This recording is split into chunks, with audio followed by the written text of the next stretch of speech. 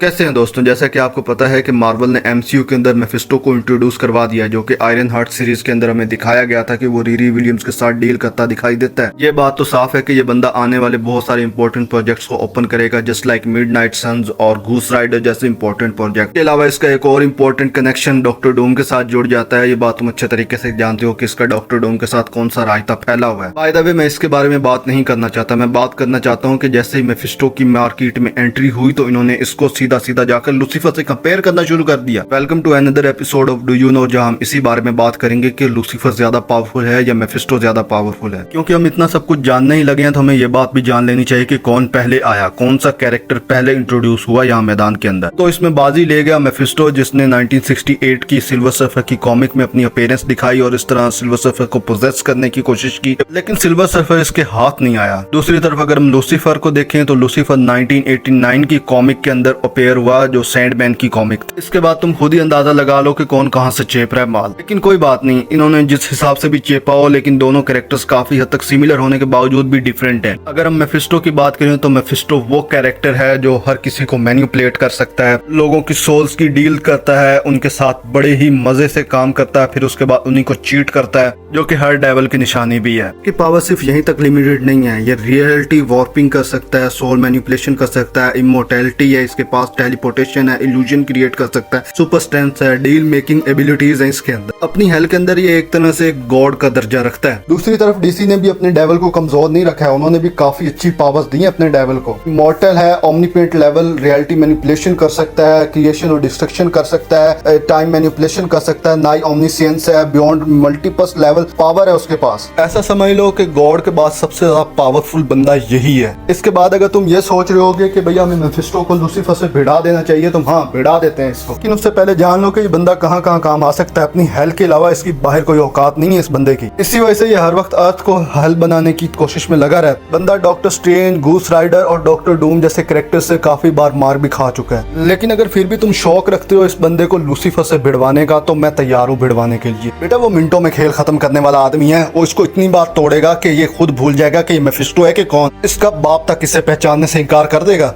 बाप छोड़ो, ये खुद को पहचान नहीं पाएगा उसके सामने। और फिर लूसीफर सिर्फ इसको नहीं तोड़ेगा, इसके पूरे खानदान को तोड़ेगा और सबको तोड़कर फिर कहेगा बेटा कोई बचा तो आओ, सबका नशा आज ही उतारेंगे। आल्दो कि मेफिस्टो इमॉर्टल है, लेकिन ये बंदा उसकी इमॉर्टैलिटी खत्म कर देगा मार मार के। एक बात तो तुमको माननी पड़ेगी कि दोनों ने अपने डेविल इंट्रोड्यूस किए, लेकिन डीसी का डेविल इतना ज्यादा पावरफुल है कि उसके सामने मेफिस्टो का टिकना ऑलमोस्ट इम्पॉसिबल सी बात है। बंदा इसकी हड्डियों से गोश्त निकालेगा और उसको पकाकर खाएगा, फिर भी कहेगा भैया मैं भूखा हूँ, मैं इसको खाऊंगा। ये है लूसीफर। लूसीफर इसको इतना मैनिपुलेट करेगा, इतना मैनिपुलेट करेगा कि भाई इसकी वही बस हो जानी है, जिसको देखकर सबकी फटके 4 हो जाती है, इसकी फटके 8 हो जानी है। जंगल में रहकर तुम शेर हो, जंगल के बाहर डायनासोर भी मौजूद है। ऐसा समझ लो कि अगर ये चूहा है तो वो कुत्ता है, अगर वो कुत्ता है तो ये शेर है, और अगर ये शेर है तो वो डायनासोर है। मेफिस्टो जिस आग में रहकर इतना ज्यादा फुदक रहा है ना, उसी आग से उसको जला देगा पकड़ के। अगर तुम ये समझते हो कि मेफिस्टो मैनिपुलेट कर सकता है, तो लूसीफर उससे ज्यादा मैनिपुलेशन की पावर्स रखता है, और भाई उसकी पावर्स अनलिमिटेड है। लूसीफर सिर्फ इसको एक लगाएगा और कहेगा बेटा टूट गए घुंघरू तेरे, अब जा अपनी छोटी मोटी हेल्थ संभाल ले जाके। ये वाली हालत होने वाली है इसकी। और तुम समझ रहे हो कि मेफिस्टो जाकर लूसीफर के सामने खड़ा हो जाएगा और छाती चौड़ी करके कहेगा कि मैं तेरे को हरा दूंगा। डीसी वाले को बेवकूफ समझे हो क्या? मैं मानता हूँ कि डीसी वालों ने अपने कैरेक्टर को काफी ज्यादा ओवर पावर दिखाया, लेकिन वही उनका एडवांटेज बन गया। कोई उन पे चढ़ नहीं सकता अब, और ना ही उनके कैरेक्टर्स पर चढ़ सकता है। तुम ये भी कह सकते हो कि जिस तरह डीसी ने अपने डेविल को दिखाया, इस तरह मार्वल रिप्रेजेंट नहीं कर पाया। मार्वल के छक्के छूट गए सिर्फ 2-4 चीजों के अंदर। आई थिंक अब तक तो तुम्हें क्लियर हो जाना चाहिए कि लूसीफर के सामने मेफिस्टो की कोई औकात ही नहीं है। भाई उसके सामने खड़ा हो गया ना, लूसीफर सिर्फ आंखों से निशाने लगा के इसको मार देगा। लेकिन अगर